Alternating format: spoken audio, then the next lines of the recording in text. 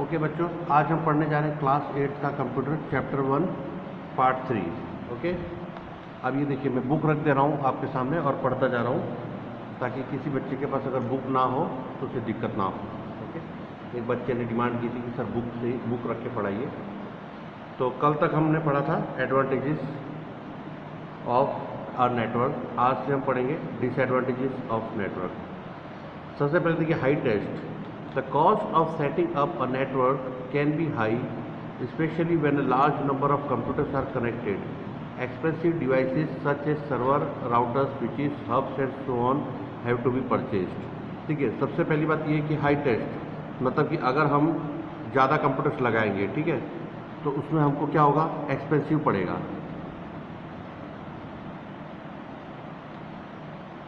Expensive मतलब महंगा पड़ेगा हमको, ठीक है ना, एक्सपेंसिव पड़ेगा क्योंकि उसमें हमको सर्वर लगाना होगा, राउटर्स लगाना होगा, स्विचेस लगाने होंगे, हब्स लगाने होंगे और सो ऑन। तो ये सारी चीज़ें हमको खरीदनी पड़ेगी, तो क्या होगा, ये हमें एक्सपेंसिव पड़ेगा और महंगा पड़ेगा थोड़ा। नेक्स्ट है inaccessible. If the server breaks down the files on it become inaccessible.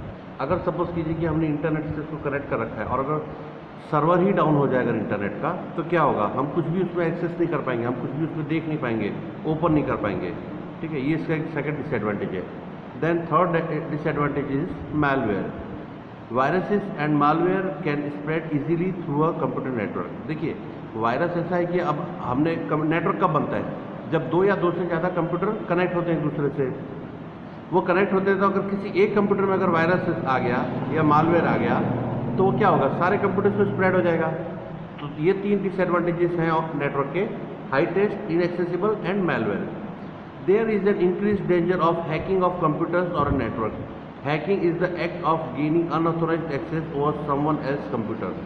The hacker, a person who hacks a computer then use, copy या create data on a hacked computer. देखिए computer पर जैसे कि हमने सुना है कि इंटरनेट से हैकिंग होती है। हैकिंग मतलब कि कोई गुप्त रूप से हमारे कंप्यूटर में आ जाएगा और हमारे जो भी डेटास वगैरह है वो सबको वो चोरी कर लेगा, ठीक है ना, यानी हमारा कंप्यूटर हैक कर लेगा। उसके जो भी इंफॉर्मेशन होंगे हमारे कंप्यूटर में वो सारी वो खुद लेके उसको चेंजेस कर देगा या उसको डिस्टर्ब कर देगा, ठीक है। तो हैकिंग के भी सबसे बहुत ज़्यादा चांसेस रहते हैं कंप्यूटर नेटवर्क में। अब नेक्स्ट है network protocols. Communication is the process of sending and receiving information through a medium. When two people communicate effectively, they use the same language. देखिए जैसे मैंने आपको बताया था कि जो कंप्यूटर का नेटवर्क होता है उसमें कम से कम दो कंप्यूटर चाहिए या दो से ज़्यादा, तो दोनों एक दूसरे को मैसेज सेंड भी करेंगे और रिसीव भी करेंगे। इन्फॉर्मेशन, कोई भी इन्फॉर्मेशन हो उससे सेंड भी कर सकते हैं और रिसीव भी कर सकते हैं थ्रू अ मीडियम। जैसे मैंने आपको बताया था कि इंटरनेट के थ्रू जैसे भी हो, ठीक है, they are used same language. A language has some rules. In the same way, when two computers communicate, they follow set of rules effective communication. अब देखिए जैसे कि आप है, आपको हिंदी समझ में आ रही है, मैं हिंदी में बात करूंगा या इंग्लिश समझ में आ रही है, इंग्लिश में बोलूँगा तभी आप समझ पाएंगे। तो सेम लैंग्वेज चाहिए, तो ये एक प्रोटोकॉल हो जाता है कि भैया मैं सामने वाले को उसी भाषा में बात करूँ जो भाषा उनको आती है। उसी तरह से कंप्यूटर के भी कुछ प्रोटोकॉल्स होते हैं, कुछ रूल्स होते हैं, ठीक है। These rules defines how to communicate with will take place between system and are called protocols. ठीक है, protocols are the standard set of rules agreed upon by computers across the network. They help in setting up a connection between computers. Protocol जो है दो network की जो settings होते हैं, ठीक है, उसको जो स्थापित करता है कनेक्शन को, उसे वो क्या एक प्रोटोकॉल द्वारा किया जाता है। एक रूल्स होते हैं, नेटवर्क के भी रूल्स होते हैं, ठीक। जैसे हमारे एक रूल्स है, जैसे हमें यहाँ से कहीं जाना है तो हम क्या करेंगे भैया, बाय रोड ही जाएंगे, तो ये हमारा प्रोटोकॉल हो गया कि हमको रोड से ही जाना है या ट्रेन से ही जाना है। इसी तरह से नेटवर्क के भी कुछ प्रोटोकॉल्स होते हैं कि उनको कुछ रूल्स फॉलो करने पड़ते हैं, ठीक है। In a computer system the hardware, software और a combination of two is required to implement and carry out the protocols, ठीक है। उसमें हार्डवेयर भी शामिल होते हैं, सॉफ्टवेयर भी, या हार्डवेयर सॉफ्टवेयर दोनों में प्रोटोकॉल का यूज होता हो। अब देखिए नीड ऑफ प्रोटोकॉल। प्रोटोकॉल्स हमें क्यों चाहिए? Protocol enables computer to communicate without any misinterpretation. मतलब कि कोई भी मिस इंटरप्रिटेशन मतलब कि हम जो बोल रहे हैं सामने वाले को समझ में आए, ठीक है ना। जैसे आप अगर कोई चीज़ बोल रहे हैं, सामने वाले को समझ में नहीं आएगा तो क्या होगा, मिस इंटरप्रिटेशन हो जाएगा। तो यही है कि ये प्रोटोकॉल ही ये करता है काम कि हम जो मैसेज भेज रहे हैं वो सही जगह पर पहुँचे। They control the flow of data on network. जो डेटा हम जो भी भेज रहे हैं या रिसीव कर रहे हैं वो उसको कौन कंट्रोल करता है, प्रोटोकॉल की वजह से वो कंट्रोल किया जाता है। They help to enhance the security of data travelling over network. जो हम डेटा भेज रहे हैं उसकी सिक्योरिटी भी कौन रखता है, प्रोटोकॉल ही रखता है। नहीं तो किसी के पास भी चला जाएगा ना वो चीज़ जो हम, अगर आप एक पर्सन से, आप अगर इस कंप्यूटर से किसी और को अगर आप भेज रहे हैं, ठीक है, मैसेज या इन्फॉर्मेशन, जो भी इन्फॉर्मेशन सेंड कर रहे हैं, तो ये किसी के पास भी जा सकता है ना। भाई वर्ल्ड में तो करोड़ों कंप्यूटर्स हैं, केवल उसी के पास क्यों जाता है, वो जाता है केवल प्रोटोकॉल की वजह से। ठीक है, प्रोटोकॉल ही तय करता है कि हमें यहीं पर जाना है। अब देखिए types of protocols. Many protocols are defined for computer network. Some of these are TCP, IP, HTTP, HTTPS, FT and SMTP. अब देखिए टीसीपी आईपी क्या होता है। टीसीपी आईपी देख लीजिए आप, टीसीपी एंड आईपी, ओके। इसका फुल फॉर्म है transmission control protocol and internet protocol. Internet protocol. TCP/IP is used by computers to communicate over the internet. The TCP components breaks down the data to be sent over the internet into small packets. ठीक है, आज अगर हम एक computer से दूसरे computer में कोई मैसेज सेंड कर रहे हैं, ठीक है, तो ये क्या होता है, जैसे हमने एक फाइल भेजी, ओके, इसको मैंने सपोज कीजिए कि 1 MB की एक फाइल भेजी है, तो ये पूरी 1 MB की नहीं भेजेगा, ये क्या करेगा, इसके छोटे छोटे पैकेट्स बनाएगा, 1 MB के टुकड़े बनाएगा, छोटे छोटे पैकेट्स बनाएगा और छोटे छोटे पैकेट्स को यहाँ भेजेगा। इसके बाद यहाँ रिसीव करने से पहले उसको असेंबल किया जाएगा और तब वो यहाँ पे पूरा 1 MB की फाइल इस कंप्यूटर में आएगी। तो हमें लगता है कि जो फाइल भेजी गई है वही आई है, ऐसा नहीं होता है। हमेशा कोई भी डेट फाइल हो उसको पैकेट्स में तोड़ा जाता है, उसके बाद वो यहाँ पे भेजता है। ठीक है, सबसे पहला काम टीसीपी का यही है। नेक्स्ट देखिए, the IP component routes the packets to the specified IP address which is its destination. It ensures that a packet is delivered to its right destination.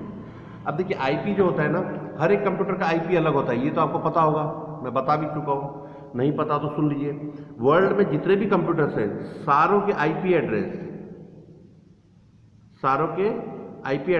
अलग अलग होते हैं, किसी का भी मैच नहीं होता है। ठीक है, तो ये IP एड्रेस के थ्रू ही इंटरनेट TCP/IP जो है ट्रांसफर करता है। ये क्या करेगा, पहले इनका IP एड्रेस ले लेगा और वहीं पर डिलीवर करेगा।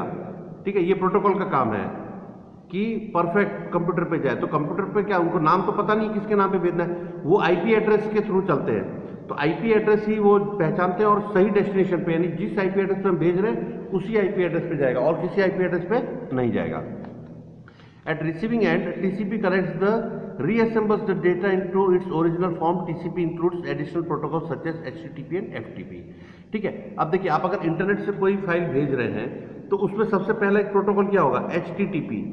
इट मीन्स कि जब आप इंटरनेट यूज करते हैं, राइट, ठीक है, कोई भी ब्राउजर खोलेंगे तो उसका जो ऊपर URL होता है, यूनिफॉर्म रिसोर्स लोकेटर, यहाँ पे देखेंगे आप सबसे पहले HTTP लिखा होता है, उसके बाद वेबसाइट का नाम लिखा होता है।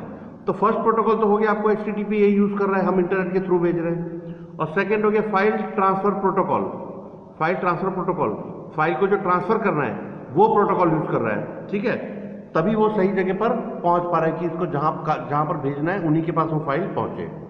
ठीक है, अब हम पढ़ेंगे HTTP hyper text transfer protocol is a set of protocol that allow user of the world wide web two exchange information found on web pages.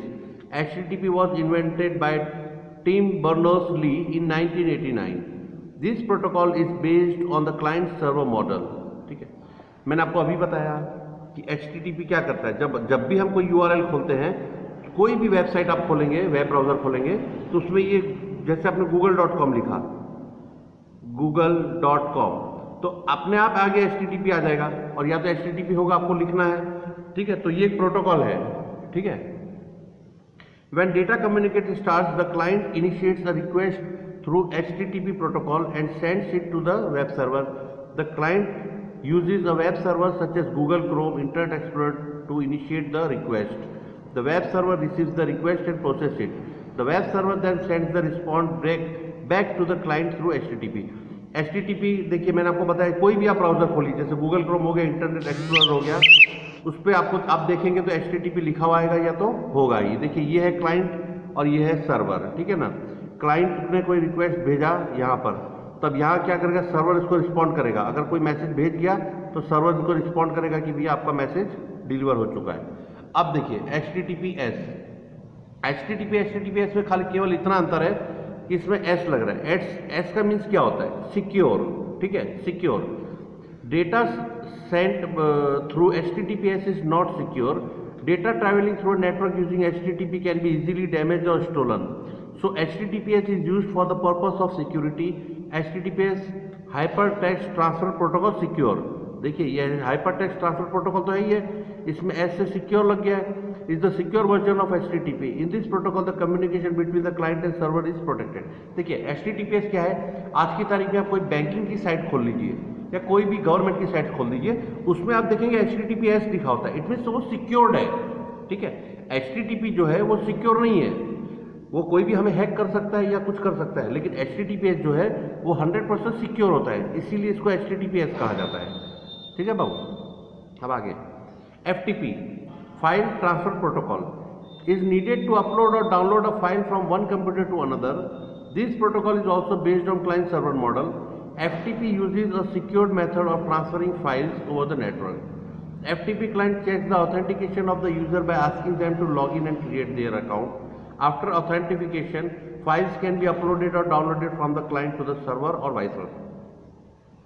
अब देखिए, जैसे आप इंटरनेट पर कोई चीज़ अपलोड करना है आपको, ठीक है, जैसे ये हम वीडियो बना रहे हैं, इसे हम अपलोड करते हैं, तो ये कौन काम कर रहा है, फाइल ट्रांसफर प्रोटोकॉल यूज हो रहा है. इसमें हमने अपलोड किया, अब आप उसको देख रहे हैं या उसको डाउनलोड कर रहे हैं, तो वो किसके द्वारा कर रहे हैं. अब हमने जो अपलोड किया है वो कहाँ पे जाके बैठेगा, सर्वर पे, ठीक है.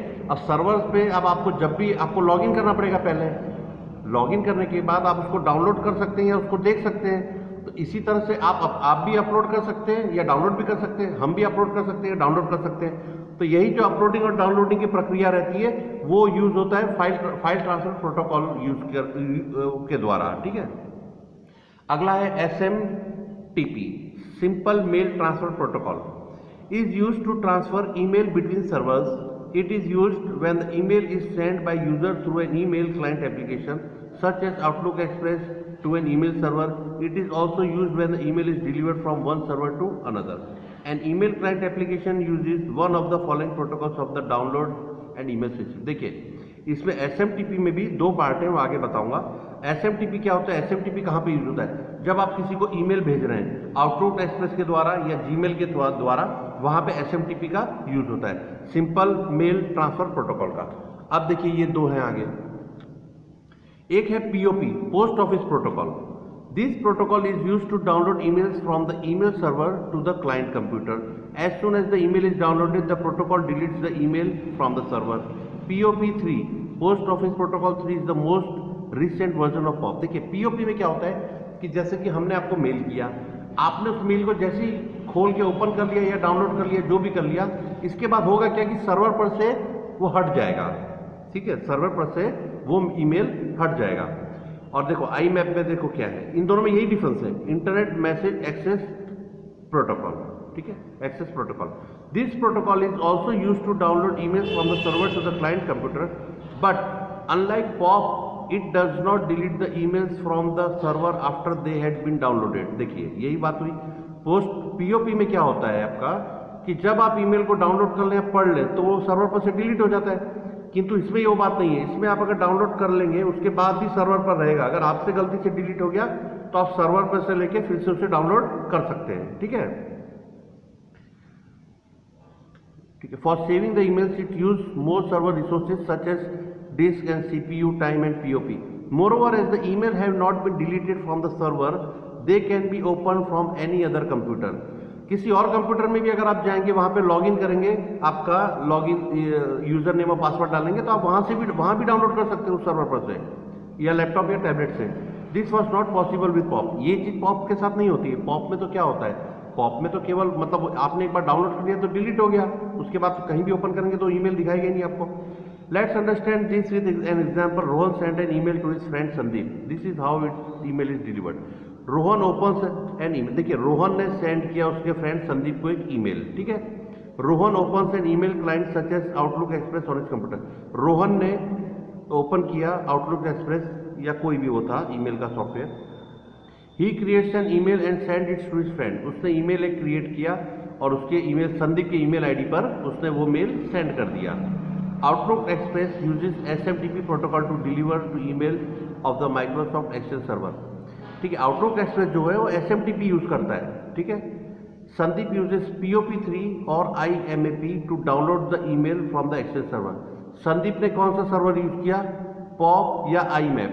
अगर वो पॉप करेगा तो वो डाउनलोड करने के बाद डिलीट हो जाएगा, अगर IMAP करेगा तो वो डाउनलोड करने के बाद भी उसका जो ईमेल आया है जो संदीप के पास वो सर्वर पे रहेगा। वो किसी भी कंप्यूटर पे किसी भी समय जाके फिर से उसको डाउनलोड कर सकता है। अब आप देख लीजिए एक्सरसाइज, और एक्सरसाइज को आप स्क्रीनशॉट लेके जैसे भी करना हो आप कर लीजिएगा। देखिए मैं एक्सरसाइज दिखा रहा हूँ।